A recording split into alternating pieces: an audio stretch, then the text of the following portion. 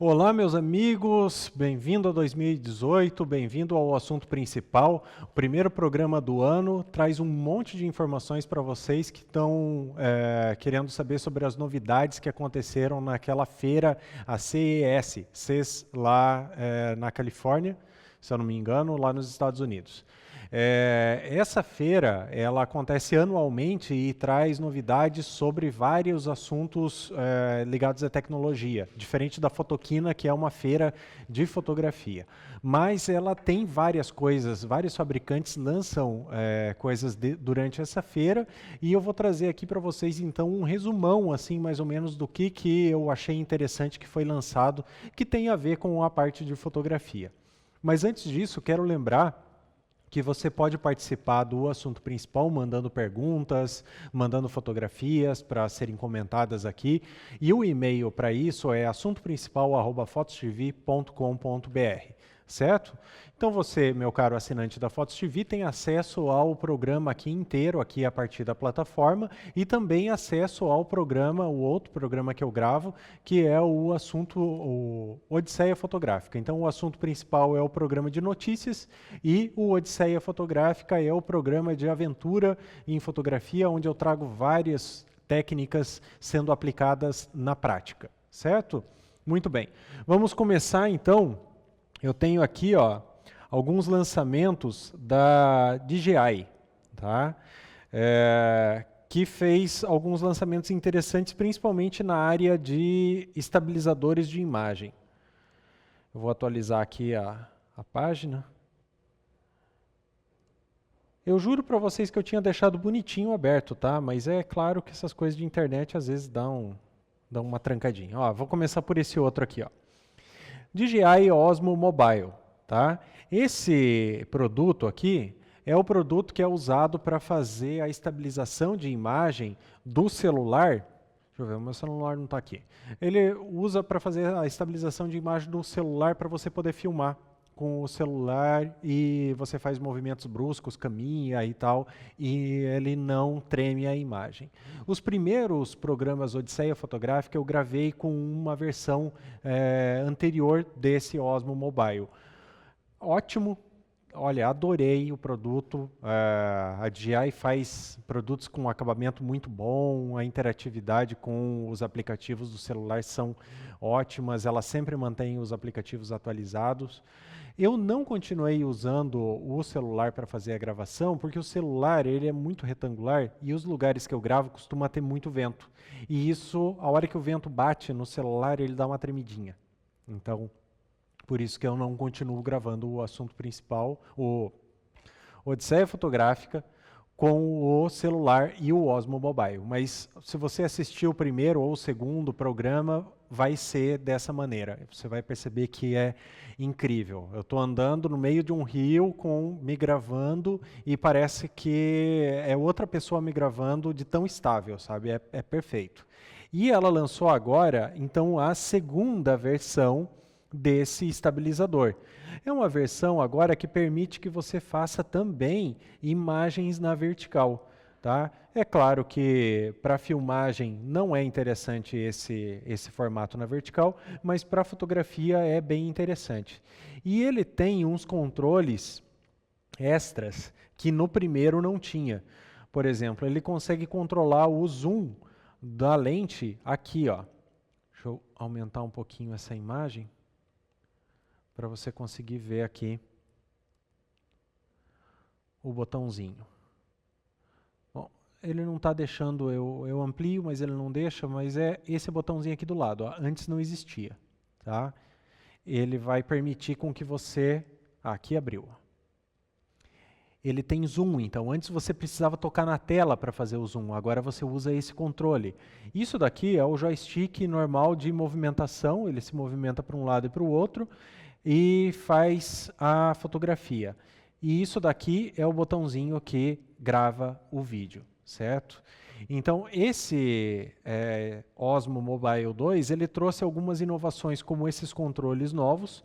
Ele trouxe uma bateria de altíssima duração. O Osmo Mobile versão 1 não dura tanto assim a bateria. Eu conseguia gravar 3 horas com ele, 2 horas com ele.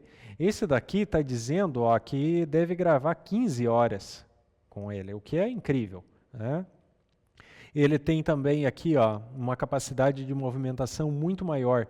Aumentou o ângulo de rotação dele, de inclinação, o que é muito bom para dar liberdade para você trabalhar com celulares, principalmente celulares maiores, né, que estão na moda. Mas o principal é o seguinte, antes o Osmo Mobile 1 custava $300. Esse daqui é melhor e vai custar $130, meus amigos. Então, você está acostumado a ver esse tipo de coisa? Uma empresa lançar um produto melhor e mais barato, e não simplesmente mais barato, tipo 10% mais barato. Não, é menos da metade do preço do outro produto, e muito melhor. Os chineses estão arrebentando mesmo, tá? Eles estão fazendo um trabalho muito bom. E você, meu amigo, senhor DJI, você está fazendo um trabalho excelente, tá? Eu tô realmente, a cada lançamento que tu faz, eu tô botando muita fé, viu? Agora, então se você tinha interesse em comprar um estabilizador para o teu celular e não estava querendo gastar muito porque o da DJI era muito caro, espera só um pouquinho, porque acabou de ser lançado na feira e vai estar aí disponível no mercado em pouco tempo. A DJI acabou de lançar uma loja física aqui no Brasil, no Rio de Janeiro, então deve vir para cá muito rápido, diferente de outras marcas que às vezes demora para chegar coisas aqui. Então, o DJI está de parabéns. Outra coisa que a DJI lançou também e que é muito legal é o estabilizador de imagem para câmera grande. Esse Ronin S. Antes ela tinha esse estabilizador aqui, mas ele tinha uma alça dupla, era um trambolho, era um troço bem grande. Você amarrava ele no corpo, segurava assim, para segurar câmeras bem grandes mesmo, tipo a Red, coisas desse tipo. Agora ela lançou um para você segurar com um punho só, tá? E você pode colocar nele DSLRs, mas eu acho que o grande canal dele é usar com mirrorless, tá? Porque vai ficar um conjunto muito mais leve. Uma DSLR mais o peso do estabilizador em uma mão só é muito difícil de você segurar durante muito tempo. Agora, com uma mirrorless é de boa. E os controles aqui são incríveis. Ele tem um joystick do tipo que você encontra também nos produtos da DJI, nos drones, nos controles de drones. E você pode também ter um controle do zoom e do foco da lente, com lentes e câmeras compatíveis, obviamente, mas aqui na mão, para você não ter que encostar na câmera, ou seja, a estabilização é excelente, tá? Então, esse produto aqui também, para você aí, videomaker, que é um pouquinho mais dedicado, que trabalha um pouquinho com câmeras mais graduadas, aí, com câmeras já mirrorless da Sony, da Panasonic, ou ainda com as DSLRs, esse produto é incrível. Ele não é tão barato quanto os demais que tem por aí, tem outras marcas já fazendo esse tipo de estabilizador, mas ele traz benefícios muito grandes quanto à sua atualização, a construção, que é excelente, e o sistema que a DJI colocou nele, com essa estabilização de eixos, e ela é um pouquinho inclinada, olha aqui na fotografia, olha esse braço aqui, ele é inclinado, tá vendo? Ele não é reto atrás da câmera. Isso permite que você faça o seguinte, deixa eu tentar demonstrar aqui, eu não estou com nenhum estabilizador, mas é mais ou menos o seguinte, você consegue com a câmera aqui, você consegue abaixar ela na vertical, da vertical para a horizontal e levantar ela. Nos outros estabilizadores você não consegue fazer isso com um movimento só, porque ele aquele braço ali fica lateral e a câmera pode bater na parte de trás. Então, com esse sistema, você consegue baixar lá no chão a câmera e levantar até a altura de novo, fazendo aquelas visões que vai subindo assim. Você consegue fazer com um movimento só Perfeito. Então, esse estabilizador da DJI, o Ronin S, traz muitas melhorias em relação aos seus concorrentes. Eu não tenho aqui o valor, tá? Não foi anunciado o valor dele. Eu não sei o que esperar realmente, mas assim, a DJI tá colocando uns valores bem razoáveis nos seus equipamentos. Não são valores assim absurdos, tá?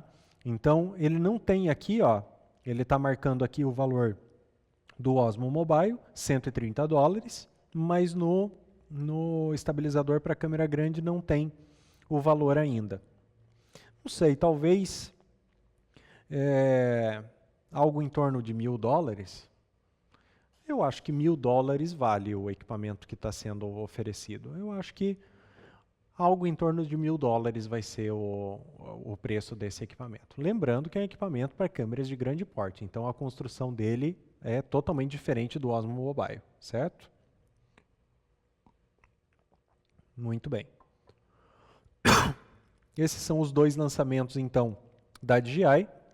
Aí eu vou continuar aqui com as câmeras primeiro, depois vou voltar para um outro produto ali. A Panasonic fez o anúncio da sua GH5S, tá? Para você, meu amigo, que está um pouquinho perdido nesse mundo mais do vídeo, a Panasonic tem a sua linha mirrorless micro 4/3. Ela tem câmeras dedicadas à fotografia, mas que filmam muito bem, praticamente todas. E ela tem câmeras que são um pouquinho mais voltadas para a filmagem de fato, que é a linha GH. Nós estamos já na GH5. Tá? Eu fiz a análise do review dela no ano passado, porque ela foi lançada na Fotoquina, no último Fotoquina. Tá? Então tem análise aí, busca ali nos vídeos do assunto principal, você vai encontrar. Agora, a Panasonic lançou a versão S, que é uma versão com um pouco menos megapixels no sensor. O sensor continua sendo micro 4/3, tem um pouco menos de megapixels, ou seja, uma densidade de pixels menor, para conseguir ter uma maior sensibilidade à luz, ou seja, fotografar e filmar com ISOs mais altos, tá? Se você não sabe nada sobre isso, eu recomendo altamente que você dê uma olhada no meu livro, o Tríade da Câmera Fotográfica. Aqui mostra exatamente como que funciona essa relação entre o tamanho do sensor e a capacidade dele fotografar com ISOs baixos. Deixa eu mostrar aqui para a câmera aérea. Ó, isso daqui é uma representação, por exemplo, de um sensor full frame e que seriam as unidades básicas do sensor, os pixels, né? E aqui um sensorzinho pequeno, tipo do iPhone, em escala, tá? E mostrando que essa partezinha amarela aqui, ó, que é a área sensível do sensor, é muito maior em um sensor grande do que em um sensor pequeno. Ou seja, com a mesma quantidade de pixels, a densidade de pixels é muito alta aqui e muito baixa aqui. A Panasonic tem um tamanho de sensor só, que é o tamanho micro 4/3. Tem o fator de corte de 2 vezes. Ela não tem nenhum sistema com sensores maiores. Então, como é que ela faz para ter uma câmera com menor densidade e conseguir, então, uma melhor performance em pouca luz? Ela diminuiu a quantidade de megapixels, certo? Então, não é estranho ouvir isso. Você, meu amigo, que fica com essa ideia de que precisa de uma câmera com mais megapixels, que megapixel é uma coisa mais importante em uma câmera, perceba como isso é uma ideia equivocada, tá bom? Você tem que ter uma câmera com pixels de qualidade. Uma densidade baixa de pixels rende normalmente uma qualidade de imagem muito melhor, certo? Então, é isso que a Panasonic fez, tá? Ela principalmente diminuiu a quantidade de megapixels. E isso foi para cerca de 10 megapixels. Eu vou abrir aqui as informações da câmera. Eu estou aqui direto na comparação. Eu vou abrir aqui, ó, a cara dela é igual à GH5, só que tem uns detalhezinhos em vermelho para distinguir ela da GH5, versão normal. E ela tem aqui, ó, 10 megapixels. 10 megapixels é o suficiente para fazer um 4K. Tá, ok. Passou de 3.5, os caras já chamam de 4K. Eu acho que 4K tinha que ser 4K, de verdade, né? Mas, ok, tudo bem, tio Panasonic. 4K significa que o lado maior aqui, ó, da filmagem tem que ter 4.000 pixels. K é 1.000, certo? Ela tem 3.68, tá? 3.680, não é 4K, mas ok. Eu entendi o que você quis dizer, tio Panasonic. Tá aqui o tamanho do sensor, ó, 17.3 por 13 milímetros. A Panasonic GH5 tem esse mesmo tamanho de sensor, só que tem um sensor de 20 megapixels, ou seja, o dobro da densidade. E ela está dizendo aqui, ó, que vai até ISO 51.200 nativo do sensor. Nativo do sensor significa que é ali direto nos circuitos, tá? Não é por processamento, certo? Então, você tem essa sensibilidade diretamente no sensor. Deixa eu ver o que mais que tem de interessante aqui. O restante das características da câmera é muito semelhante à da GH5. Não vale a pena eu me estender aqui. O grande lance dessa ideia da Panasonic é que ela quer bater a câmera da Sony, que é a Alpha 7S II. Também, meu amigo, já fiz uma avaliação da Alpha 7S II junto com todas as outras Alpha 7. Tem aí nos vídeos do assunto principal. Dá uma buscadinha aí que você já vai encontrar, certo? Mas o fato é que essa câmera da Sony é uma full frame e ela tem somente 12 megapixels. E 12 megapixels dá o 4K certinho, certo? A densidade de pixels dessa câmera é incrível e ela tem uma sensibilidade astronômica. Eu já mexi com uma câmera dessas, fiz fotografia só com a luz da lua e fiz filmagem também só com a luz da lua e parece dia. Coisas que você não enxerga a olho nu, você enxerga através da Sony Alpha 7S. A Panasonic está tentando, então, chegar nesse padrão, porque a câmera da Panasonic é ótima para filmagem, a GH5, tá? Só que ela não é tão boa em pouca luz. Tá aqui a comparação, então, vamos ver se ela conseguiu, certo? Comparação da Panasonic GH5S. Primeiro vamos comparar ela com a GH5 versão normal, tá? Então vamos ver aqui se tem a GH5 versão normal. O que nos interessa é o ISO alto logo de cara. Perceba que o tamanho da imagem é diferente, por quê? Porque o sensor da GH5 tem 20 megapixels e o da GH5S tem 10, então o tamanho das coisas aqui vão aparecer metade do tamanho que aqui. Vamos subir esse ISO primeiro para 6.400, tá? Que é um valor bem razoável em termos de uso, principalmente para fotografia. E vamos colocar aqui em RAW. Vocês acham que teve uma melhora? Eu não acho que teve uma melhora assim tão grande. Tá, tem um pouquinho menos de ruído cromático, mas se você diminuir o tamanho dessa imagem aqui, eu estou achando que você consegue aplicar um redutor de ruído e chegar praticamente nessa daqui, tá? Eu acho que não fez assim grandes diferenças e eles tiveram que mexer bastante nesse sensor. Ó, aqui uma outra área boa aqui, ó, para ver a retenção de detalhes. Tem menos ruído, certo? Desse lado aqui do que desse. Tem. Mas se você diminuir essa imagem pela metade e aplicar um redutor de ruído, eu estou achando que você consegue uma imagem melhor do que essa. Em JPG, eu acho que praticamente não tem diferença nenhuma.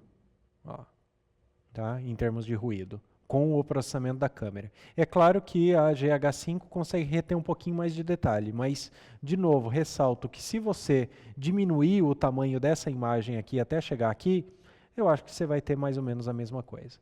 Agora vamos exagerar isso daqui. Vamos no 5.000, no 51.200, que é o que você tem de nativo no sensor.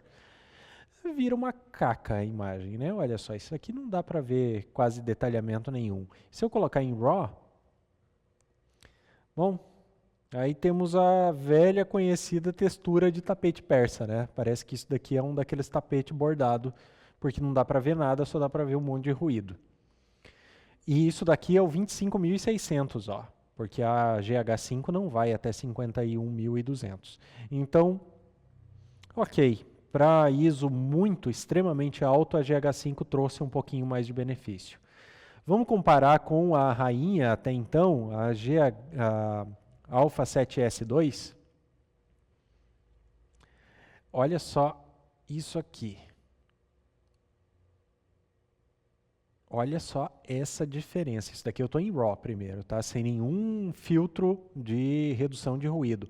Olha a diferença, meus amigos. Tá? É gritante. Ou seja, o tio Panasonic tentou de um lado, tentou de outro, diminuiu a quantidade de megapixels ao limite para você conseguir fazer um 4K e ainda poder chamar de 4K, e não conseguiu. Por que que ele não conseguiu? Porque não tem milagre, meu amigo. Você precisa de um sensor grande para ter uma densidade de pixels baixa e um fator de preenchimento alto. E é só isso, por enquanto, nesse nosso universo humano atual, da nossa tecnologia, que permite que você tenha mais sensibilidade. Não adianta ficar inventando história, não tem como. Talvez quando vier os sensores com base orgânica, aí é outros 500. Mas, por enquanto, sensor com base em silício, você precisa ter um sensor grande e poucos megapixels. Um sensor pequeno com poucos megapixels vai funcionar, sim, mas não vai alcançar a resolução necessária para, por exemplo, filmar em 4K, certo? Se você baixa isso daqui para um ISO daí razoável, não o extremo, 6.400, você vai ver que a Sony dá um banho. Olha que imagem limpa aqui, ó. Isso daqui é mais limpa do que a maioria das câmeras no ISO base, tá? Então não tem jeito. Se você quer uma câmera para filmar no escuro, a Sony Alpha 7S2 ainda é a melhor opção. E essa Panasonic está muito cara. Está aqui o preço dela de lançamento. Deixa eu ver onde é que eu vou achar esse preço de lançamento agora. Eu vi ali, é 2.000 e poucos dólares. Deixa eu ver onde que está. Bom, eu não vou achar aqui, mas é 2.000 e poucos dólares, tá? Tipo, acho que é 2.500 dólares. 2.500 dólares para uma câmera que tem um sensor com fator de corte de 2 vezes. Tipo Panasonic. Não é por aí. Ou você aumenta o tamanho do sensor, ou você diminui o preço, porque você não consegue entregar a mesma qualidade que um sensor full frame. Não tem jeito, certo?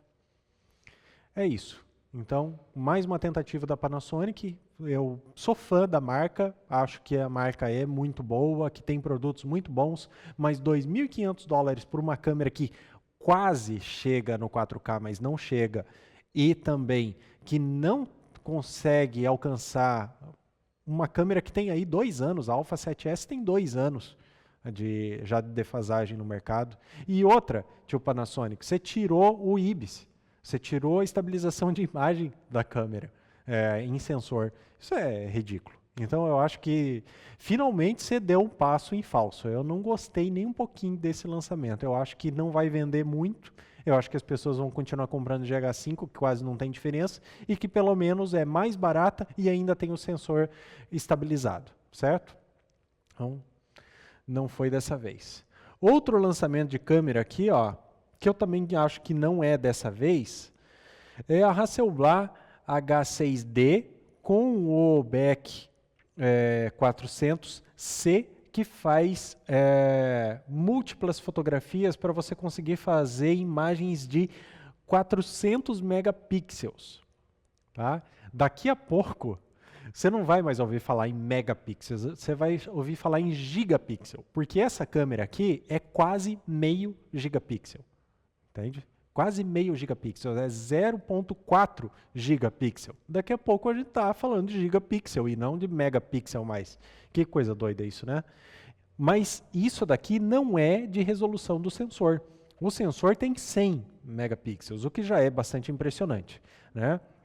Mas ela faz aquela movimentação que eu já mostrei para vocês em outros vídeos, principalmente da Olympus, que ela faz fotografias aqui, ó, da Olympus. Ela faz fotografias movimentando o sensor de lado, fazendo 4 fotografias e depois combinando para você conseguir uma de alta resolução.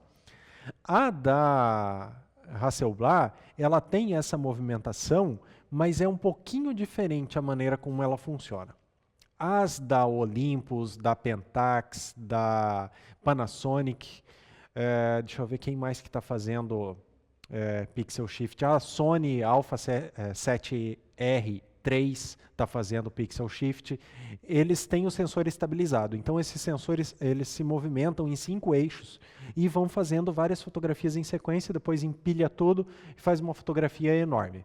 Eu acho que no último assunto principal eu falei justamente da Alpha 7R3, que trouxe isso e faz fotografias equivalentes a 160 megapixels a partir de um sensor que, se eu não me engano, é de 41 megapixels, uma coisa assim, tá? Essa da Hasselblad, então, ela não tem estabilização no sensor. O que ela tem é uma base metálica com um trilhozinho que só faz o movimento do shift, certo? Então, ele não faz o movimento de estabilização de imagem. Ele só gera um arquivo com equivalentes 400 megapixels a partir de um sensor, então, de 100 megapixels, certo? Isso serve para quê?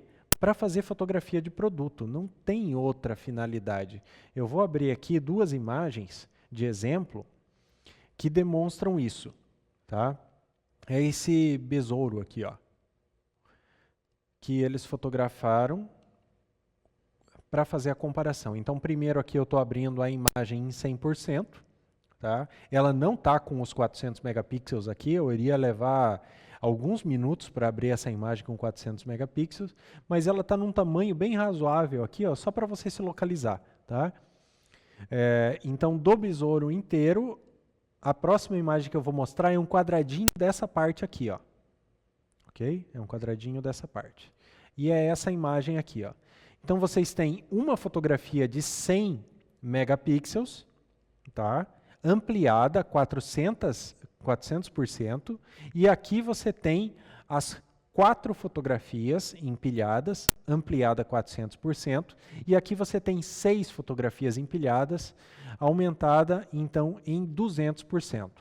Perceba como essas 6 fotografias aqui ó, têm uma nitidez muito, muito maior do que uma fotografia só de 100 megapixels. É isso que o Pixel Shift da Hasselblad está fazendo. Então você tem uma nitidez absurda aqui.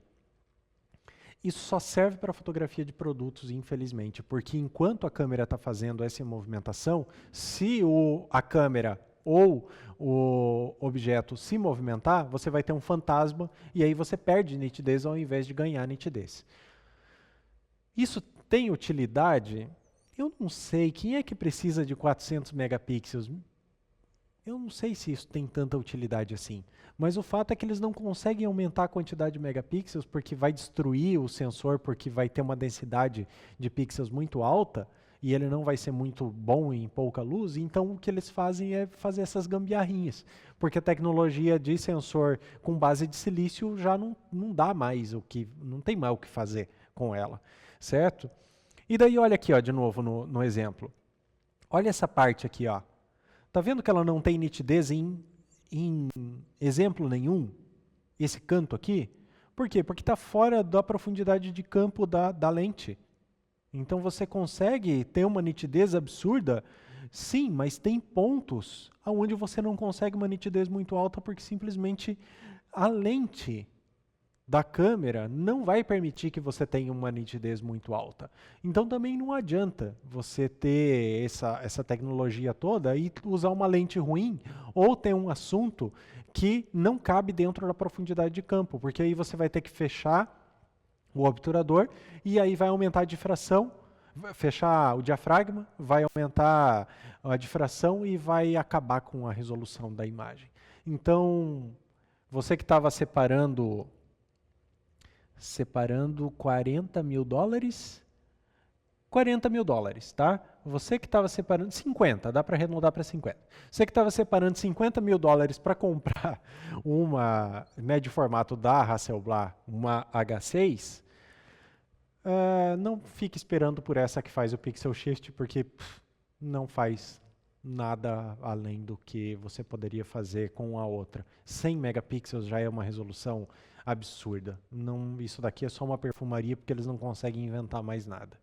Certo? Tá, e então meio que tudo inútil o que está sendo lançado? Não, olha só que negocinho legal aqui, ó. A YI, tá? Que é uma marca que eu já comentei aqui para vocês sobre uma câmera mirrorless que ela lançou. Ela lançou uma câmera para fazer as imagens estereoscópicas de 180 graus para você olhar naqueles óculos, tipo aquele óculos da Google ou tem uns outros óculos, a própria DJI tem um óculos também, assim, que é um óculos que dá estereoscopia 3D e que você consegue então enxergar em realidade aumentada ou realidade virtual imagens em 3D a 180 graus de ângulo de visão. É incrível isso daqui, tá? É algo até assustador você usar um equipamento desses, porque você realmente entra dentro de uma realidade virtual bem difícil de acompanhar assim a princípio, porque parece muito real, porque você está realmente imerso nisso. Tá? Então, está começando a surgir as primeiras câmeras para atender esse nicho. Já existem câmeras com estereoscopia há muito tempo. Tá? Na época do filme já existia desde 1900 e bolinha câmeras com estereoscopia. A Fuji já teve câmeras com estereoscopia lá em 1990 e qualquer coisa tinha compacta com estereoscopia. Mas eram câmeras muito ruins e você não tinha uma tecnologia para visualizar essa estereoscopia em 3D, como tem agora nesses óculos de realidade virtual. Então, essa câmera aqui seria a primeira câmera a ser lançada dedicada a ter a estereoscopia 3D, os 180 graus, para esse tipo de óculos. E ela realmente deve ser incrível, porque ela vai fazer filmagens com 5.7K, ou seja, quase 6K de resolução. Ela tem 4 microfones integrados a ela, com cancelamento de ruído, tá? Para conseguir pegar também o som em todas as direções. E ela tem um sistema muito simples de uso, simplesmente um botão e todos os controles na tela touch aqui atrás e provavelmente uma interação muito grande com aplicativos para o celular. Então você vai conseguir controlar ela a partir do celular muito mais do que a partir da câmera em si, o que é incrível. Não tem o preço de lançamento dela, tá? Mas eu imagino que isso daqui vai custar, por ser lançamento, por ser a primeira, mais ou menos uns 400 ou 500 dólares. Não é grande coisa. Por que eu acho que esse vai ser o preço de lançamento? Porque tem aquelas câmeras que filmam para os dois lados. As que pegam o 360 em todas as direções, né, mas que não tem estereoscopia. E essas câmeras da YI costumam ser ali em torno de 300, 400 dólares. Essa câmera é simplesmente aquela, só que eles abriram para ter as duas lentes viradas para o mesmo lado, ao invés de uma lente para cada lado. Então é a mesma tecnologia, é o mesmo sistema, deve ser o mesmo sensor, a mesma lente, tudo igual, só que montada numa câmera com um layout diferente. Por isso eu acredito que vai custar ali uns 400 ou 500 dólares, não muito mais do que isso.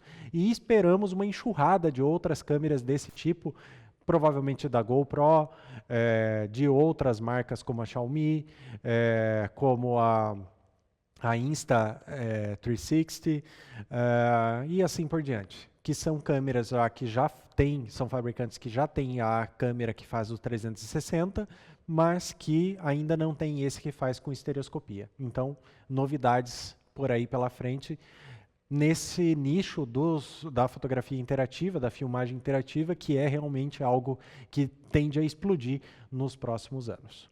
E o último lançamento, muito rapidamente eu vou falar sobre ele, porque tem a ver com fotografia, mas não tão diretamente assim. Olha só que legal, a Western Digital lançou um pendrive USB-C de 1 tera. E, sendo o USB-C, ele é de alta velocidade, tá? Ele é capaz de fazer leituras a 130 megabytes por segundo. Isso aqui, e o preço aqui, ó, 150 dólares, tá? Isso aqui é muito legal para você fazer os backups. Não é interessante para você ter, para fazer transferência de arquivo para um lado e para o outro, mas quem filma em 4K sabe o desespero que é você conseguir gravar essas imagens para ter elas em arquivo. Porque um filme em 4K vai indo para os gigas muito rápido, vai chegando em 100 gigas, 200 gigas muito rapidamente. Se você vai guardar em aqueles em discos que você tem que não são sólidos, né, que são aqueles HDs convencionais, o risco de você perder o teu backup é muito alto, porque aquele tipo de disco dá muito problema. HD sólido, o SSD, é muito caro para você fazer backup. É ótimo porque ele tem alta velocidade para você fazer as transferências, para você usar os arquivos dentro dele, mas para você fazer backup é muito caro. Agora, compra meia dúzia desses pendrives de 1 tera que tem USB-C e você tem aí capacidade de gravar um monte de arquivos para fazer backup e guardar lá dentro de uma gaveta. O troço é pequenininho, quando você precisar, ele é compatível com praticamente qualquer equipamento que está sendo lançado agora, porque quase todos estão vindo com uma porta USB-C de alta velocidade. Então, eu acho que esse é um grande lance para você que tem muito conteúdo para fazer backup, principalmente para os videomakers que filmam em 4K e não tem aonde guardar equipamento. Porque 1 tera a $150 está bem razoável. E isso, como eu disse, é só o preço de lançamento, tá? A SanDisk acabou de lançar também um drive de 256 que tem USB 3.1 e os preços já vão caindo conforme vai tendo outros lançamentos. Então a Western Digital lançou esse USB-C, a SanDisk também vai lançar e isso vai fazer os preços caírem. Eu acho que vai chegar tipo na faixa de uns $90, $100 depois para o consumidor final daqui a uns dias, certo? Então vale muito a pena para você que está aí procurando uma solução para fazer backup, ok? Esse foi o primeiro bloco, então, com um resumão do que eu achei mais interessante ligado à fotografia dentro da feira CES, da CES, desse ano, que já acabou, né? O que tinha para ser lançado já foi lançado. E volto daqui a pouco com alguns assuntos gerais de fotografia, trazendo também essas novidades dessa passagem de ano. E quero lembrar vocês que no último bloco tem sempre a resolução das perguntas que me mandam a partir do assunto principal @fotostv.com.br, a partir das mídias sociais e também ali no vídeo que é colocado no YouTube, que é justamente sobre essas perguntas.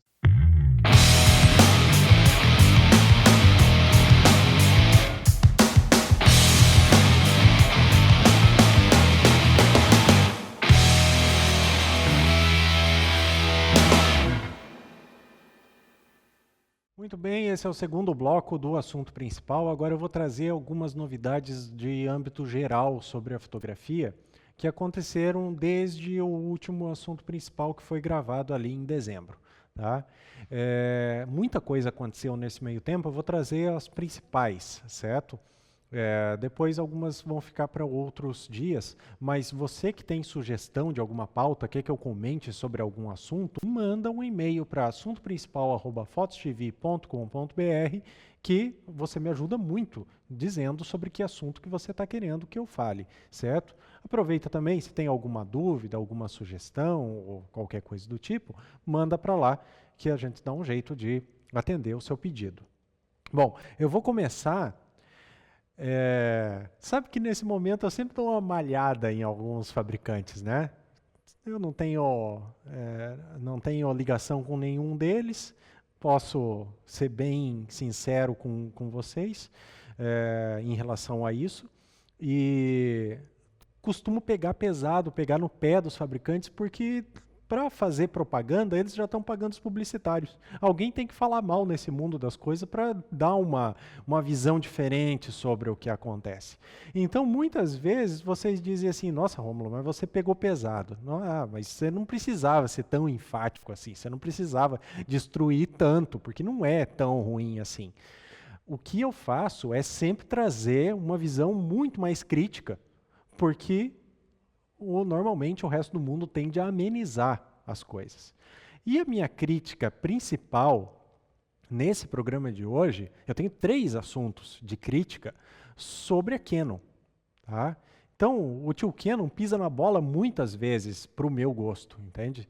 E tem algumas coisas, então, que eu tenho que falar sobre o que está acontecendo com a Canon nesse momento, porque ela continua pisando na bola. Então, por exemplo, assim, ó, eu não sei se vocês ficaram sabendo desse caso aqui, ó. A Canon, ela tem colocado fotografias nas suas mídias sociais, nas suas redes sociais, né, Instagram, Facebook, coisa assim, fotografias que são de fotógrafos que fotografam com a Canon. Eles pegaram essa fotografia aqui, ó, e colocaram, então, no Facebook e no Instagram deles. O problema é que essa fotografia, ela não foi feita com uma Canon. E mais do que isso, ela não é uma fotografia, ela é uma montagem de várias fotografias que um maluco qualquer pegou, ou fotografias de outras pessoas, e montou numa só. Então o estagiário lá da Canon, espero que isso seja um trabalho de estagiário mesmo, descuidado, e não que seja algo que ela faz o tempo todo, foi lá num site de imagens gratuitas, pesquisou por Canon, pegou uma fotografia bonitinha e botou como se fosse da Canon, mas não é, a fotografia foi feita com uma Fuji. Tá? Além disso, o dono da fotografia em si não permitiu que fosse para esse site de fotografia livre, assim, de uso sem pagamento. Foi roubada essa fotografia dele e foi misturada alguns elementos para tentar dar uma disfarçada. Isso é terrível, né?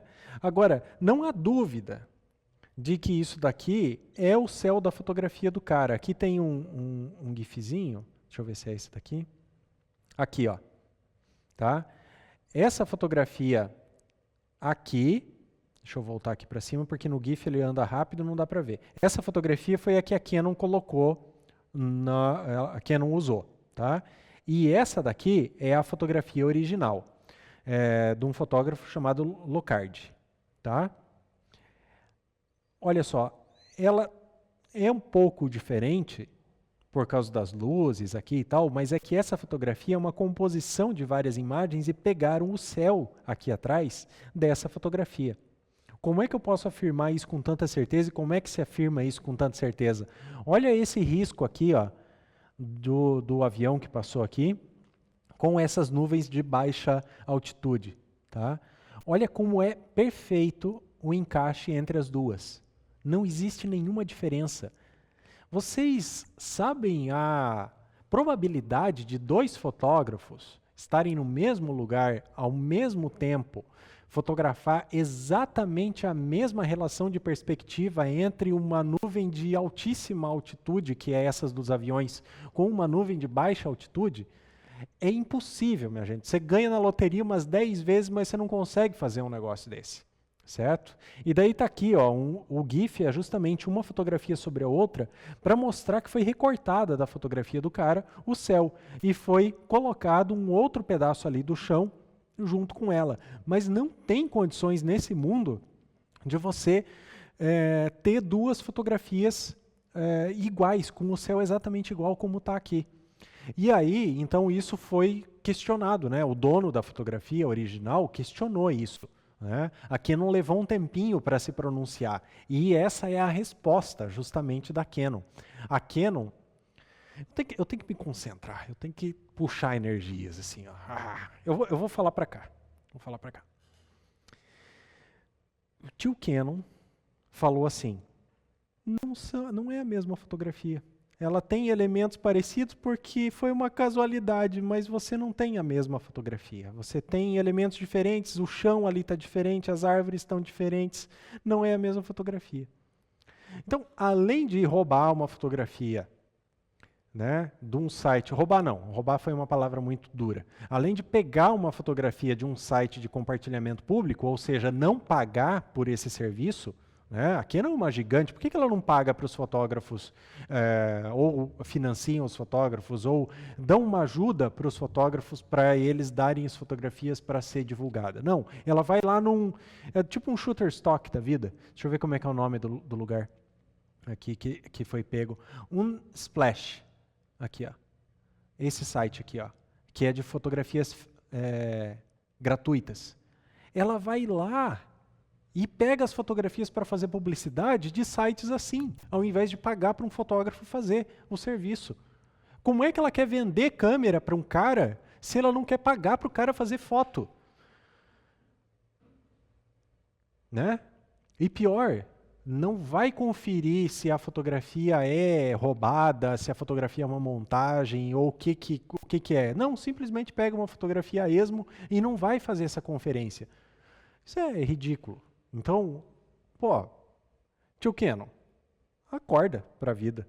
Manda esses estagiários ir estudar e fica de olho neles. Não pode deixar esse tipo de coisa acontecer, certo? Ainda mais, muda suas políticas de uso de imagem. Começa a pagar para os fotógrafos, financia os fotógrafos, ajuda. Né? Você vende equipamento para o fotógrafo, não quer ajudar os fotógrafos a viver?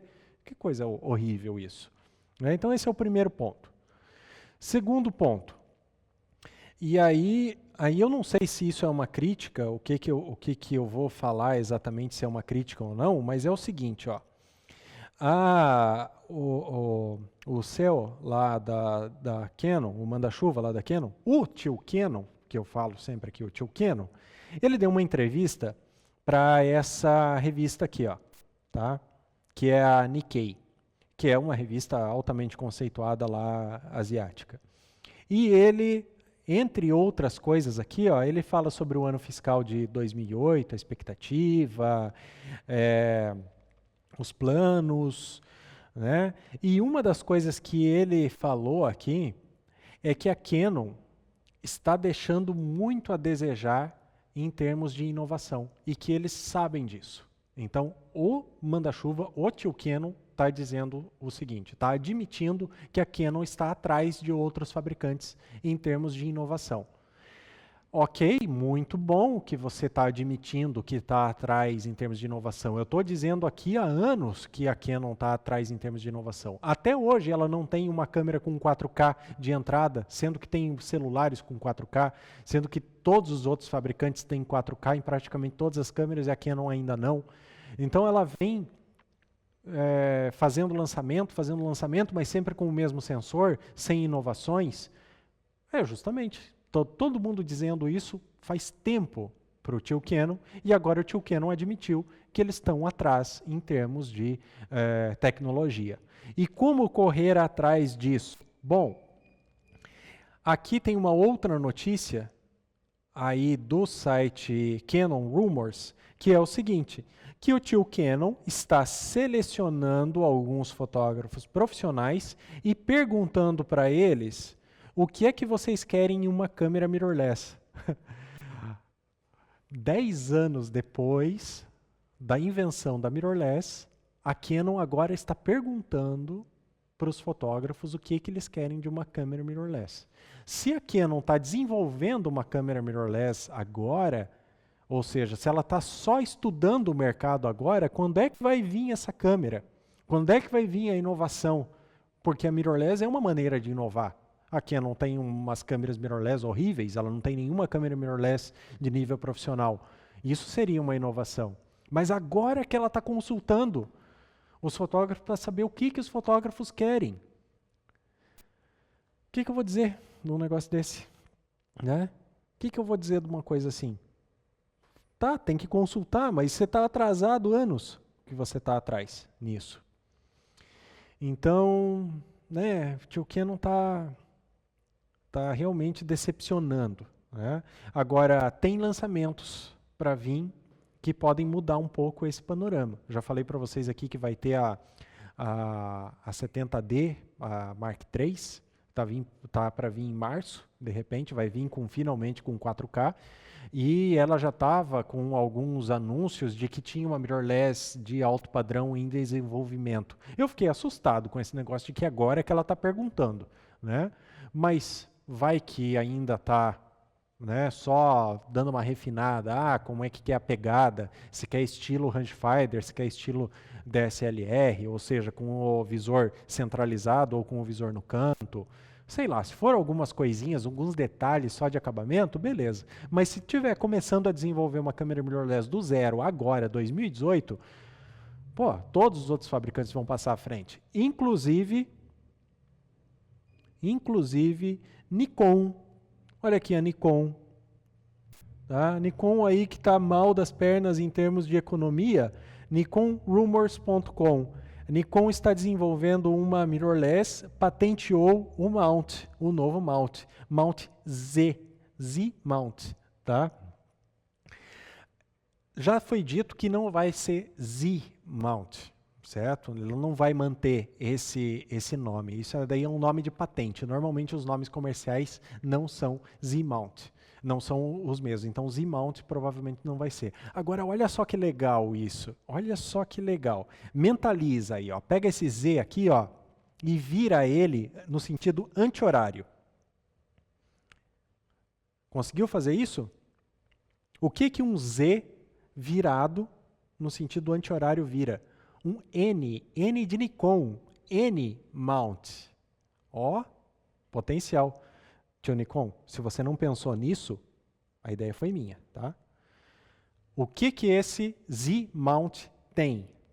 Ele tem o conjunto para uma mirrorless, tem uma flange, aqui ó, tem uma flange de 16 milímetros, e um diâmetro externo, né, o diâmetro da boca ali, de 49 milímetros. Isso é muito legal, tá? É mais interessante do que o E-mount da Sony, que tem 18 milímetros de flange e 46 milímetros de abertura. Por que é melhor? Aí vai ser um pouquinho difícil eu te explicar assim, né? Aqui eu não tenho tanto tempo assim, mas você pode descobrir tudo isso lendo o livro A Tríade da Câmera Fotográfica, aqui na parte de ótica, na parte de aberrações óticas, principalmente. Mas leia do lado certo o livro, não pode vir lá de ponta cabeça, na parte de aberrações óticas.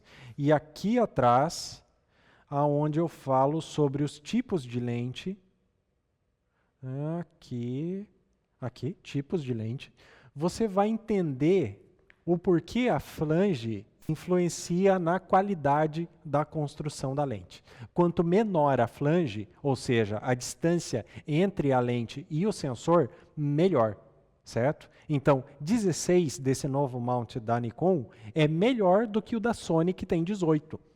E a abertura, quanto maior a abertura, também melhor. Por quê? Porque daí você consegue encaixar lentes com grande abertura. Tá? Então, por exemplo, a Nikon não tem nenhuma lente 1.2 autofoco. Você já percebeu isso? Aqui não tem 85, 1.2 autofoco, 50, 1.2 autofoco. A Nikon não tem. Por quê? Porque não cabe no F-mount. Porque o F-mount tem 44 milímetros só de abertura e tem 46 de flange. Eu já tive uma 50 milímetros 1.2 da Nikon. Ela é incrível, tá? Só que ela é de foco manual. Por quê? Porque você não consegue, não tem espaço para colocar os mecanismos de autofoco e ao mesmo tempo ter um f1.2, certo? Agora, a mirrorless que foi patenteada aí pela Nikon, vai ter uma das maiores aberturas, uma das maiores bocas ali para encaixe de lente. Então, potencialmente, a Nikon está planejando lançar lentes muito grandes para esse tipo de câmera. Lentes, portanto, com uma abertura muito grande. Lentes 1.2, 1.0, coisas desse tipo, certo? E a flange reduzida que também vai ser incrível. Então, se o tio Nikon realmente patenteou isso para botar em prática, a mirrorless da Nikon vai ser matadora, porque ela é full frame, tá? Esse mount é para full frame, tá aqui o desenho, ó. Ela já está com uma expectativa aqui de lançar uma câmera estilo DSLR, ou seja, com o visor centralizado, o que é muito legal também. E ela, então, está fazendo comunicações aqui, ó, eletrônicas, e o sistema de encaixe parece ser uma baioneta um pouco mais evoluída, não simplesmente gira e trava, uma coisa um pouco mais evoluída, realmente, e com uma flange muito curta. Então, muito bom isso, tá? E mais uma vez, o tio Canon agora que está perguntando como é que querem uma mirrorless.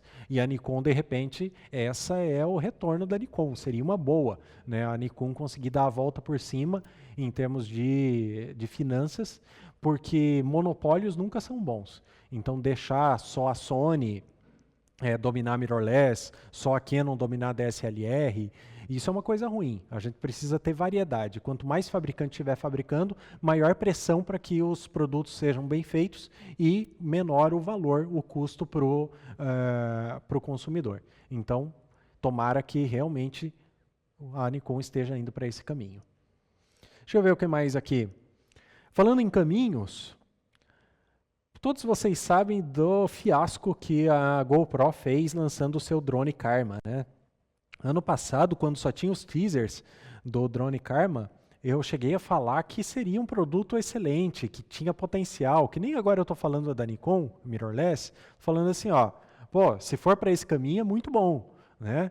Mas nem sempre o que eles dão a entender que vão fazer é o que eles fazem. E no caso da GoPro, eles lançaram essa porcaria desse drone que é o Karma, que é horrível. É um drone sem sensor de segurança nenhum. É barulhento, gasta muita energia, tem pouca autonomia. É todo ruim. Era para ser pequeno, mas é gigante, né? Foi tão ruim, que deu um prejuízo enorme para a empresa GoPro e agora ela abandonou. Aqui, ó, isso daqui é o anúncio de abandono. Ela demitiu 300 funcionários, que foram os desenvolvedores do drone Karma, e se retirou, anunciou que vai se retirar do mercado de drones. Tá? Agora, ela está falando que vai se retirar do mercado de drones porque a concorrência é desleal. Ponto número 1. A DJI, né? A DJI ela domina 70% do mercado de drones. Concorrência desleal, meu amigo, é só você fazer um produto bem feito que aí você não é desleal a concorrência, né? Você faz uma porcaria de um produto e daí quer que o teu concorrente também faça porcaria só para não ser desleal? Não, os produtos da DJI são incríveis. Faça produtos incríveis e a concorrência não vai ser desleal. Né? Outra coisa, ela está dizendo aqui que ela tem preocupações com o futuro do mercado de drones. Porque, afinal de contas, esse negócio de drone é meio perigosinho, né? Vai um cabeça de bagre aí, pega um drone e vai voar perto de um aeroporto. O outro cara fica dando rasante na cabeça das pessoas só para se divertir. Pô, isso é coisa de cabeça de bagre mesmo, né? Agora, o caso é que conforme os drones estão sendo cada vez mais populares, mais acesso a pessoas ignorantes que agem de maneira imprudente. Por exemplo, fazendo voo perto de aeroporto, que é terminantemente proibido, né? Então a GoPro falou assim, não, eu não quero mais me envolver em um mercado que tem tanto risco, porque um drone cai em cima da cabeça de uma pessoa, mata uma pessoa e daí o fabricante que vai ser culpado? O tio GoPro, é só você botar sensor, é só você botar um aplicativo bom que não deixe as pessoas voarem perto de aeroporto. Por exemplo, você que está pensando em comprar um drone da DJI, mesmo o mais simplesinho, o Spark. Se você mora muito perto de um aeroporto, você não vai conseguir nem ligar o Spark dentro da tua casa. Nem ligar ele, porque ele tem sistema de segurança que impede que você ligue o drone perto de um aeroporto, certo? Então, é muito fácil contornar isso. Dizer assim, não, eu não quero isso daqui, porque isso daqui vai dar problema. Você desculpa, esfarrapada, não quer isso dali porque não dá conta. Fez um produto, fez muito ruim, teve muito prejuízo, não quis continuar. Agora, isso é lamentável, porque assim, A GoPro poderia continuar nesse nicho, é só fazer um serviço bem feito, tá? E, inclusive, vejo com preocupação essa questão da DJI ser um monopólio. Eu gosto muito da marca da DJI, eu tenho um drone DJI, eu tenho um Spark, eu acho que os lançamentos dela são muito bons, mas todo monopólio é ruim. E 70% do mercado ficar só nas mãos da DJI é perigoso para o futuro. Por enquanto, ela não está abusando disso. Os valores estão bons, ela está lançando produtos bons, mas para o futuro, eu preferia que existisse 3, 4, 5 fabricantes de drones que estivessem competindo entre si. E a GoPro acabou de sair disso, então não vai ser uma GoPro, não vai ser uma empresa americana a princípio que vai entrar nessa briga. Pelo jeito, os drones vão ficar lá com os chineses. E por fim, eu quero falar sobre isso daqui, ó, rapidamente, para não falar só sobre câmeras, que a CVS, que é uma rede de farmácias americana, ela está banindo anúncios que tem alteração de Photoshop. É uma rede de farmácias muito voltada a produtos de beleza, certo? E aí, por exemplo, assim, ó, eles estão dizendo que isso daqui foi alterado demais e que agora, a partir de agora, as coisas têm que ser naturais. E com isso vai vir esse selinho aqui, ó, representando que a fotografia não foi mexida estruturalmente a pessoa é isso daqui mesmo, tá? E quando algum fabricante mandar um anúncio próprio para eles e que tiver desse jeito, que for manipulado, eles vão colocar um outro tipo de selo dizendo, isso não existe. Simples assim, eu ia tentar remendar um pouco, mas eles iam colocar assim, isso daqui não existe, isso que você está vendo é uma ilusão, o que é real é isso daqui. Ó, palmas, meus parabéns, porque o pessoal está abusando demais das edições, das manipulações de imagem. A troco de nada, porque não é preciso, olha, isso daqui não é feio, isso daqui é humanidade, isso daqui é desse jeito mesmo. O que é feio nessa imagem? Aqui, ó, isso aqui está ruim, tá? Mas isso aqui, até na hora de fazer a fotografia, podia ser melhor cuidado, a produtora do figurino podia ter cuidado disso daqui e não ter dado essa separada da roupa do corpo. Mas isso daqui só foi deixado passar na fotografia porque eles sabem que dá para corrigir depois no Photoshop, certo? Photoshop, falando de maneira genérica, né? Num software de edição. O fato é que isso daqui não existe. Isso daqui existe. E isso daqui é bonito. Não tem o porquê tentar transformar isso nisso, tá? Então, você que faz edições muito profundas no Photoshop, no software de edição e coisas assim, aqui no Brasil ainda está sendo engolido esse tipo de coisa, não tem uma pressão muito grande para ter as fotografias mais originais. Na Europa já existe essa pressão, nos Estados Unidos já existe essa pressão, e isso é uma coisa que vai se espalhar pelo mundo inteiro, porque isso faz bem, isso é coerente. Não há o porquê você ter esse monte de edição transformando uma pessoa em outra coisa, certo? Então, é muito importante, nesse momento de transição, começar a pensar em maneiras de melhorar a fotografia diretamente na hora de fazer a fotografia e não depois.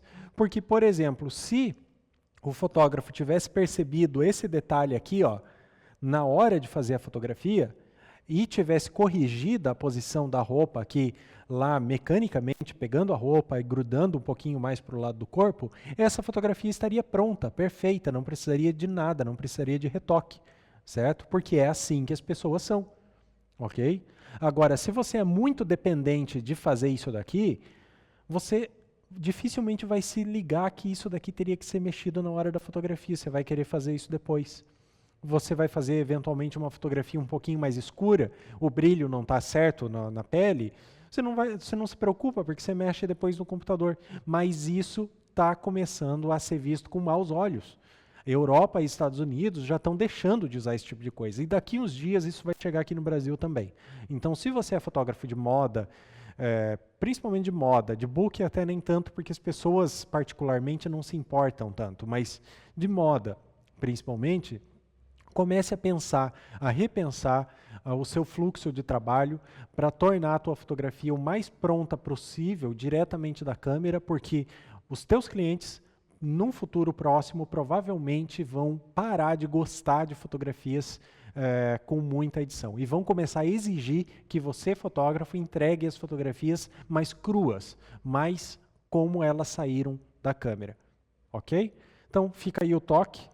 E é isso que eu tinha para passar para vocês sobre cultura geral.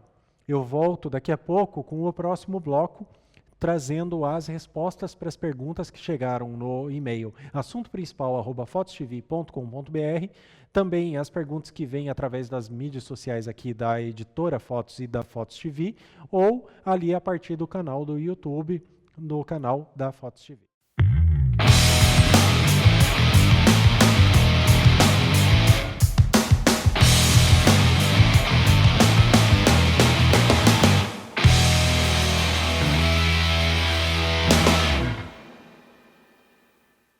E esse é o bloco do assunto principal que vai ali para o YouTube completo. Então, se você quiser assistir o programa Assunto Principal todo, você deve acessar a plataforma da Fotos TV, fotostv.com.br. Lá você tem acesso aos cursos da Fotos TV, ao assunto principal completo, ao meu outro programa que se chama Odisseia Fotográfica. Tá? Hoje eu falei sobre as novidades que aconteceram na CES, que é a feira de tecnologia lá dos Estados Unidos. Várias coisas, várias novidades na área de fotografia que me chamaram mais atenção. A feira é monstruosa, é enorme, ele lançado muita coisa, mas eu trouxe algumas coisinhas. E no segundo bloco que eu trago os assuntos gerais, eu coloquei aqui algumas questões a respeito da Canon, principalmente, de algumas escolhas que a Canon está fazendo em relação às suas estratégias para o futuro. E também falei da provável mirrorless da Nikon, que agora já está até patenteada, né? Deve vir aí num futuro próximo e parece que a Nikon está indo num caminho muito bom. Deixa eu ver o que mais que eu falei. Bom, entra lá na plataforma da Fotos TV, fotostv.com.br, e dá uma conferida no programa completo. Aqui você vai ter acesso, então, às perguntas que foram mandadas, né? E deixe comentários aqui no vídeo, e esses comentários podem ser perguntas, podem ser sugestões, qualquer coisa do tipo, que nos próximos programas, o último bloco do assunto principal sempre vai completo para o YouTube, para todos vocês verem. Os dois primeiros para os assinantes da plataforma da Fotos TV. Então entra lá na Fotos TV e não perca mais um minuto sem saber de tudo sobre fotografia. Muito bem. Primeira pergunta. Rafael Jeremias. Como posso fazer foco na fotografias de estrelas? Bom, essa pergunta, Rafael, suponho que você tenha feito justamente porque o último programa Odisseia Fotográfica, eu fiz um programa inteiro sobre fotografias de estrelas e está lá na plataforma, então, da Fotos TV, Odisseia Fotográfica na localidade de Rancho Queimado. Eu fui a 1.200 e poucos metros de altura, num lugar perfeito para fazer fotografias de estrelas. Um programa de 1 hora completíssimo sobre fotografia de estrelas, que inclusive mostra como é feito então o foco. Mas é claro que eu respondo a tua pergunta aqui também. Só não vou conseguir, né, fazer uma resposta na prática. Lá eu faço na prática, aqui eu só posso te contar como que as coisas funcionam, né? O fato é o seguinte, Rafael. As estrelas estão no infinito. Isso é muito poético, mas também é verdade para os padrões da câmera, certo? É claro que o infinito nem se sabe se fisicamente ele existe realmente ou não. Isso é uma controvérsia matemática e física. Mas o caso é que para a fotografia, infinito é a posição aonde você mexer no foco da câmera já não faz mais diferença. Tudo estará dentro de foco. A posição do infinito da lente é o contrário da posição mais próxima da lente, onde você vai estar fazendo fotografias de objetos muito mais próximos, certo? Então você gira o anel de foco da tua lente no modo manual e você tem foco, em uma das direções você tem foco em coisas próximas, por exemplo, aqui nessa caneca aqui que está em cima da mesa, certo? Você tem ali essa distância pequena de foco. Se você girar totalmente ao contrário, você vai ter a posição do infinito. De noite, para você fazer foco, realmente autofoco, né, foco automático, com a câmera nas estrelas, só se você tiver uma Sony Alpha 7S II. Tá? Eu nunca vi nenhuma outra câmera que seja capaz de fazer foco numa situação de escuridão total, onde você só tem a luz das estrelas. A Alpha 7S II eu já testei nesse tipo de situação e ela realmente faz autofoco só com a luz das estrelas. Mas em todas as outras câmeras, pelo menos as que eu conheço, não fazem. Então você precisa fazer foco manual. E como que você vai fazer o foco manual? Então, você precisa colocar a lente na posição do infinito, certo? Você não vai ver nada. Então faça isso, descubra isso de dia, tá? Como que você vai fazer? Pega a tua câmera e gira o anel de foco no modo manual até que você consiga visualizar que lá a montanha, lá distante, está em foco. Com isso, as coisas que estão próximas não vão estar mais em foco. Essa é a posição do infinito. E eu digo isso dessa maneira porque nem todas as lentes atuais, as lentes modernas, têm a marcação de distância nela. As lentes mais antigas ou as lentes um pouco mais elaboradas, elas têm uma marcação de distância. Então você consegue ver o símbolo do infinito, que é um 8 deitado. Tá? É só colocar naquela marca. Se a tua lente não tem essa marca, você vai girar até o extremo para encontrar o foco nas coisas muito distantes. E aí você volta um pouquinho, mas é um fiozinho de cabelo que você volta, porque bater no final da lente, bater no final do foco, é a posição do infinito, mas você não está considerando ali a tua profundidade de campo. Né? Então, a posição do infinito ideal para você fotografar as estrelas com a melhor nitidez possível não é exatamente quando a lente bate no final, mas sim uma esquinha antes, mas é muito pouco. E aí você vai fazer uma fotografia de teste, certo? Faz essa fotografia de teste e uma vez que você acertou esse foco, que as estrelas estão bem nítidas, aí você não mexe mais no foco, porque elas não mudam de distância relativamente para a fotografia. Então, uma vez encontrado o foco não se perde, a menos que você esbarre na lente e tire do foco, certo? É assim que se faz, então, o foco manual para fotografar estrelas. Alexander Angelo. Quais lentes você indica para fotografar estrelas? Tem uma Nikon. Novamente, essa pergunta provavelmente veio em decorrência do programa completo sobre fotografias de estrelas que está lá na plataforma da Fotos TV. Quais lentes da Nikon são legais para você fotografar estrelas? Vamos abrir aqui o site da Nikon. Eu vou abrir o site americano, tá? Porque o site brasileiro, ele não tem todas as lentes, assim, ele não é tão completo e não é tão fluido também quanto o site americano. Nikon, produtos. Aí temos aqui Nikkor Lens. Agora vamos abrir o catálogo completo aqui. Aqui, Shop All. Tá? Aqui eu vou ter a lista de todas as lentes que a Nikon tem. E eu quero encontrar algumas específicas que vão ser as mais indicadas para fotografia de estrelas. Bom, para você fotografar estrelas, você precisa de uma lente muito angular, tá? Para pegar boa parte do céu, certo? Então você precisa de uma lente angular e as estrelas, a situação de fotografar estrelas é uma situação de muito baixa luminosidade, então você precisa de uma lente também luminosa. Uma 10-24 ou uma 10-20 são angulares, né? Mas elas não são muito luminosas, f3.5, f4.5 não é tão legal, tá? Aí a angular que você tem aqui, melhor qualificada para fazer isso, na verdade é essa que é para full frame, ó, que é a 14-24, certo? Mas ela custa $2.000, tá? E ela é 2.8. Você pode também optar por uma lente olho de peixe, só que vai ter a distorção, como essa 10.5 2.8.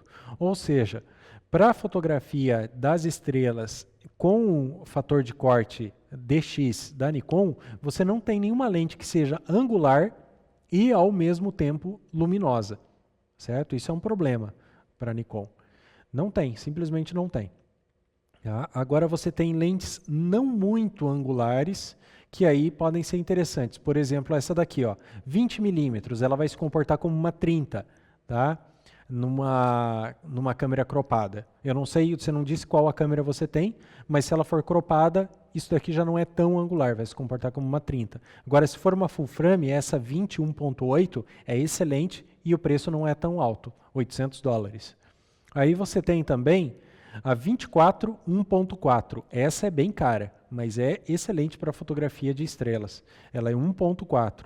E tem uma 24 1.8 também, que não é tão cara, mas aí eu acho que nesse caso eu já recomendaria a 20, tá? É mais interessante a 20 1.8 do que a 24 1.8, certo? Porque aí você não tem uma lente nem tão luminosa nem tão angular. Pelo menos a 20 1.8 é luminosa e é angular, ok? E basicamente é isso que você tem de opções aqui da Nikon para fotografar estrelas. Agora, tem umas lentes daí de fabricantes genéricos que fabricam para o mount da Nikon, tipo a Tamron, tipo a Sigma, tipo a Tokina. A Tokina, inclusive, tem uma lente angular, uma lente olho de peixe zoom, o que é bastante interessante. E ela tem uma abertura bem razoável. O problema da Tokina é que praticamente todas as lentes da Tokina sofrem demais com aberração cromática. O caso é que você deve ir para uma lente o mais angular possível e o mais luminosa possível. Cada ponto que você ganha em abertura na lente é um ponto a menos que você precisa colocar em termos de ISO. Então, se a tua câmera não tem uma relação de ruído ISO muito grande, é interessante você ter uma lente mais luminosa. Porque fotografia de estrela é feita com ISO 3200, 6400, coisas assim, ok? Muito bem. Anônimo. Oi, Anônimo. Qual tripé você indica para fotografias de longa exposição? Gostaria de comprar um monopé com a base de pé de galinha para eventos sociais. Então, seria possível usar esse mesmo tripé? Tá, depois tem uma outra questão, aí eu vou responder primeiro essa daqui. Seguinte, os melhores tripés, assim, que dá para pagar, né? Porque tem tripé caríssimo, né? Eu acho que os melhores atualmente são os da Benro, tá? Eu uso um tripé da Benro, que é... Deixa eu ir abrindo aqui enquanto eu vou falando. Que é um tripé bem robusto. Eu gosto muito de tripé mais forte, assim, para fazer longa exposição, principalmente por causa do vento, tá?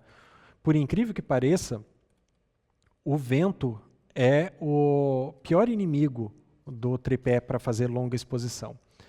Eu tenho um tripé que ele tem poucas seções. É esse daqui, ó. Tá? Ele tem poucas seções. Ele só tem 2 seções aqui, ó. As pernas dele são um pouquinho mais grossas e, além disso, ele tem um trilho aqui, ó, lateral. Tá? O modelo não importa muito, porque tem vários modelos e tem várias especificações de modelos um pouquinho diferentes, mas o caso é que um tripé que vai reagir bem ao vento, ele não pode ter muitas seções, porque isso faz ele vibrar quando o vento passa através dele. Quanto menos seções, melhor. Então ele vai ser um tripé um pouquinho maior. Eu tenho um assim, e tenho um também muito pequeno, muito básico, que eu vou abrir porque eu estou aqui com um da Benro já. Eu vou abrir, mas ele é mais ou menos assim, ó. É uma marca chinesa, nem tem marca direito. Comprei no Mercado Livre, paguei R$300 nele. Ele tem essa aparência aqui, ó, super barato.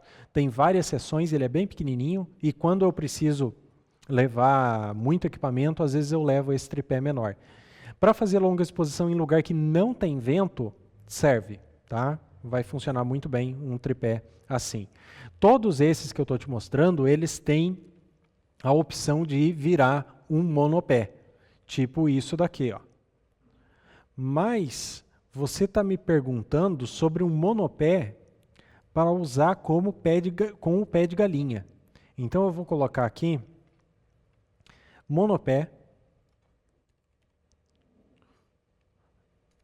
para vocês verem o que é esse tal de pé de galinha. É isso daqui, ó. Tá? Esse daqui é um monopé com o pé de galinha. Isso significa que você pode soltar a câmera assim durante pouco tempo, a mão da câmera, e ela vai continuar parado, o tripé, porque ele tem esses pezinhos lá embaixo. No vento, nem pensar. Tá? Se esbarrar na câmera, ela cai. É só assim para aquele momento que você precisa trocar de lente. Tá? Então você vai soltar uma mão da câmera para trocar de lente. Aí não precisa apoiar o tripé no corpo, não precisa soltar o monopé no chão. Certo? É só para isso que serve o pé de galinha. Nenhum tripé que vira monopé vem com o pé de galinha. Você tem que comprar ele separado, que é essa peça aqui. Ó. Tá? Então você tem que comprar essa peça daqui separada. Se você, de preferência, né, normalmente isso daqui é meio padrão, tá? Mas de preferência, se você comprar um tripé da Benro, compre um pé de galinha também da Benro, porque aí você garante que tudo vai ser compatível com tudo e vai funcionar bem. Os tripés que viram monopé, que são os melhores, são também os que têm menos seções, como aquele que eu te mostrei primeiro. Então, um tripé daqueles lá e um acessório desse para transformar a base dele em pé de galinha é o que você precisa. E a cabeça ballhead, né? Porque se você não vai filmar com ele, você vai fazer longa exposição e coisas assim, e mesmo para filmagem é preferível a cabeça ballhead no monopé, porque ela é mais útil para todas as situações, para fotografia e para filmagem. A cabeça desse tipo aqui, ó, ela é para filmagem, e ela para fotografia é horrível, ela não funciona bem para fotografia. Então é melhor você ter uma cabeça ballhead que vai servir mais ou menos para as duas coisas. Ok? Então no conjunto final você vai ter um tripé semelhante a esse daqui, né? Que é um tripé um pouquinho mais robusto, e o pé de galinha. A tua outra pergunta é assim: existe tanta diferença na nitidez entre a lente 50-1.4 e a 50-1.8 STM? Vale a pena pagar 3 vezes pela 1.4? Sempre pesquisei no Flickr e no Pixel e 51.4 é pior em termos de nitidez. Sim, é pior em termos de nitidez porque ela é uma lente mais luminosa. Você não vai comprar uma lente 1.4 porque ela é mais nítida. Ela sempre vai ser menos nítida. Se você está procurando nitidez, você não deveria nem ir para 50 1.8. Você deveria ir para 40 2.0 ou 2.8. Vamos descobrir aqui.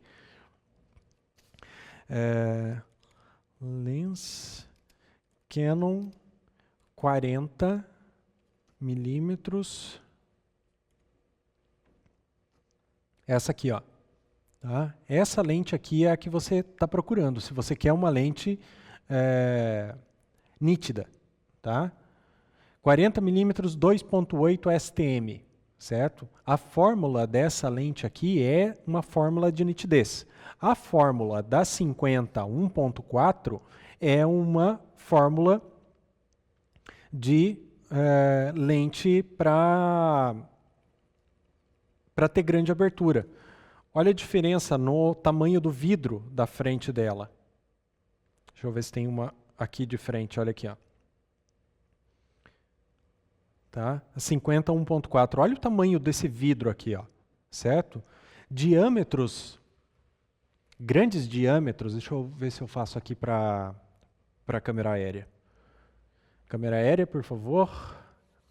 Muito bem. Ó, grandes diâmetros de lente, de passagem de lente, precisam de elementos ópticos muito espessos. Tá? E é isso que tira a nitidez da imagem.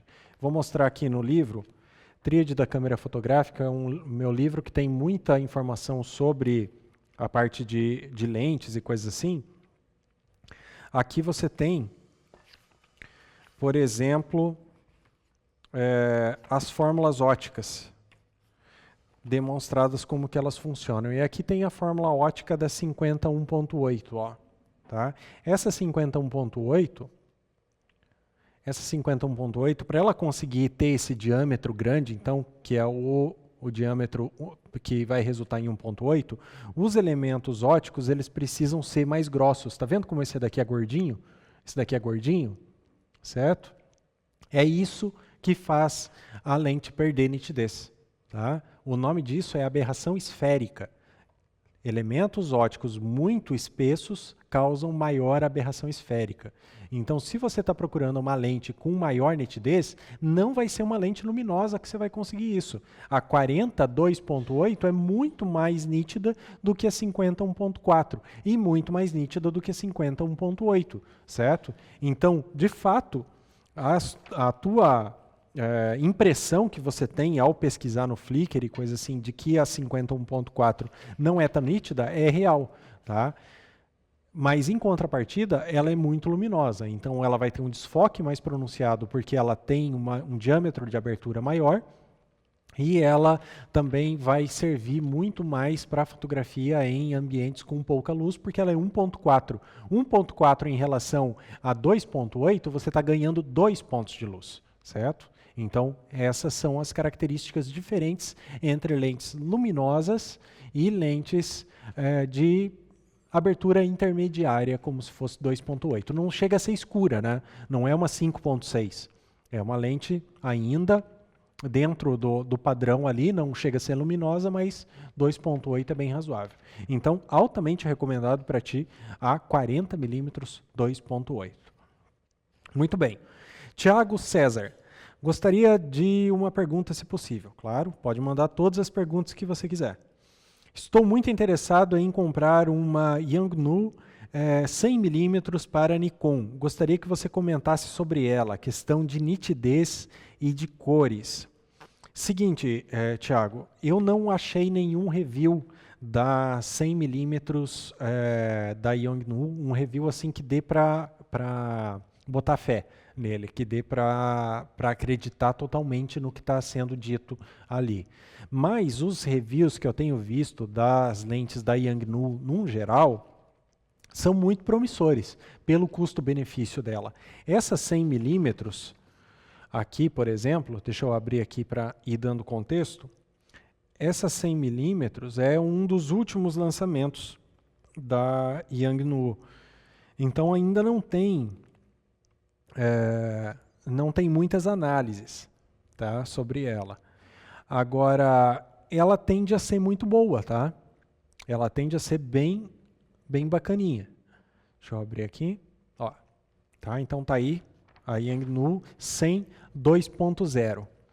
Ela não é exageradamente luminosa, ela é 2.0 só. Tá? Então ela não vai sofrer demais com aberração esférica, por exemplo, certo? O problema maior que eu vejo nas lentes da Yongnuo é o revestimento. Tá? O revestimento contra flare, e isso vai influenciar um pouquinho também na tonalização da imagem. Parece que elas puxam um pouquinho a cor. Tá? Umas um pouquinho para o amarelado, outras um pouquinho para outra cor. Eu não acho que isso é um problema, eu acho que isso na verdade é uma coisa legal, inclusive, porque você tem uma personalidade mais interessante na lente. As lentes modernas, elas são todas muito parecidas e isso torna a fotografia muito monótona. Todas as fotos saem iguais. Tá? Em termos de nitidez, eu acho que você vai ter uma nitidez bem boa com essa 100mm, porque é muito fácil construir uma lente 100mm. Se fosse uma angular da Yongnuo, eu já teria assim uma ressalva. Tanto é que a Yongnuo ainda não lançou nenhuma lente ultra angular para essa questão genérica. Ela lançou a 50, né? Ela tem essa 100mm, ela tem os outros intermediários, mas ela não lançou nenhuma angular, porque lente angular é muito mais difícil de construir. Agora essa 100mm eu acho que está bem razoável. Eu te prometo que vou trazer uma análise de um review dela assim que aparecer alguma coisa que eu bote fé que dê para considerar. Mas em geral as lentes da Yongnuo, como eu disse, estão vindo com um padrão de qualidade razoável pelo custo-benefício. Então vale muito mais a pena ir para uma dessas, nem que seja por experiência. Compra, se você não gostar, vende. O mercado está aberto para esse tipo de lente, não vai ser difícil você vender. E você vai ter a experiência de ter experimentado. Vai que você gosta, mesmo tendo uma distorçãozinha nas cores, vai que você gosta. Tá? Deixa eu tomar uma aguinha. Muito bem. Rafael Damasceno, gostaria de saber qual é a melhor câmera profissional entre essas duas, no caso Canon T5i ou Nikon D5300. Bom, assim, eu sei que existe uma caracterização do mercado que diz câmera profissional, câmera semiprofissional e coisa assim, não se prenda muito a isso, tá? Profissional é o fotógrafo, a câmera não é profissional. Se você largar a câmera em cima de uma mesa, ela não ganha dinheiro sozinha. Ser profissional é conseguir ganhar dinheiro com aquilo, porque aquilo se torna uma profissão. Então você, fotógrafo, é profissional, ou não a câmera, certo? Se fosse considerar a caracterização do mercado, essas câmeras não são profissionais, elas não são dedicadas ao mercado profissional, elas são as câmeras de entrada do segmento DSLR, ou seja, as câmeras mais simples. Seria para o público que a gente chama de entusiasta, que é aquele público que tem dinheiro para gastar num brinquedinho legal. É claro que tem gente que ganha dinheiro com esse tipo de câmera, então eles são profissionais que usam câmeras assim. Não tem nenhum problema. Existem profissionais, fotógrafos, que ganham dinheiro fazendo fotografia com celular. Não tem problema nenhum nisso. Tá? Então é só um pequeno apêndice aqui, antes de começar a falar sobre as câmeras, sobre essa questão do profissional ou não profissional. Profissional é o fotógrafo, não se prenda a isso em relação à câmera. T5i ou Nikon D5300. Olha, tá anos-luz à frente a Nikon. Tá? Anos-luz. Não é porque Nikon é melhor do que Canon, não. É que nesses dois modelos especificamente que você me trouxe, a Nikon é muito superior à da Canon. Em praticamente todos os quesitos. A câmera é melhor construída, ela tem mais opções, ela tem configurações excelentes, ela tem uma qualidade de imagem melhor, ela é toda melhor. Tá? Então, a Nikon 5300. Uma comparação um pouco mais justa seria da Nikon 5300 com a Canon, deixa eu abrir aqui, a Canon 77D. Canon 77D, que é essa daqui, ó. Tá? Que é uma câmera da Canon, que ela é voltada para um público entusiasta um pouquinho mais avançado, uma esquinha a mais. Ela tem inclusive um monitorzinho aqui em cima, ó, como as câmeras que daí sim o mercado chama de mais profissionais, mais dedicadas ao público profissional. Então essa daqui seria comparável à Nikon D5300, tá? A 77D. A Canon T5i é uma câmera extremamente ultrapassada. Ela já existe a T6i, depois a T7, e a Canon já deve estar preparando a T8, porque elas são muito rápidas. E a da Nikon 5300, ela só está uma geração atrasada. Então tem a Nikon 5300, que está aqui, ó, tá? Essa daqui é a carinha dela. Ela não tem aquele monitorzinho em cima, mas ela tem especificações muito boas, certo? Ela não tem um monitor em cima. E tem a 5500, que é a geração atual dessa linha da Nikon, que seria a segunda linha mais avançada das câmeras para entusiastas. Não tem muitas mudanças entre a 5500 e a 5300, mas entre a T5i e a T7 ou a 77D, aí sim, tem um monte de mudanças importantes e que vão fazer falta nessa T5i. Então eu não investiria meu dinheiro na T5i porque ela é muito ultrapassada. Se você quer uma câmera da Canon para comparar com a da Nikon, vai na 77D ou na T7, ok? Espero ter respondido a tua pergunta. Mandem mais dúvidas, assunto principal @fotostv.com.br, deixe comentários aqui no vídeo que vocês viram aqui no YouTube. Participem das mídias sociais e das redes sociais ali da Fotos, da editora Fotos e da Fotos TV também. Tem muito conteúdo criado para vocês. E entra dentro da plataforma da Fotos TV, vocês vão se surpreender com a quantidade de conteúdos, de cursos que vocês têm acesso se forem assinantes da Fotos TV. Certo? Inclusive, o assunto principal, completíssimo, está lá para vocês assistirem. Entrem lá, se vocês fizerem o cadastro, vão ter 7 dias gratuitos para poder dar uma olhada como que são as coisas lá dentro, e eu tenho certeza que você vai continuar assinando a plataforma, porque é a plataforma mais completa de cursos online que você tem aqui no Brasil. Tem muita coisa lá para você passar muito tempo estudando e aprender bastante. Beleza? Até a próxima. Tchau.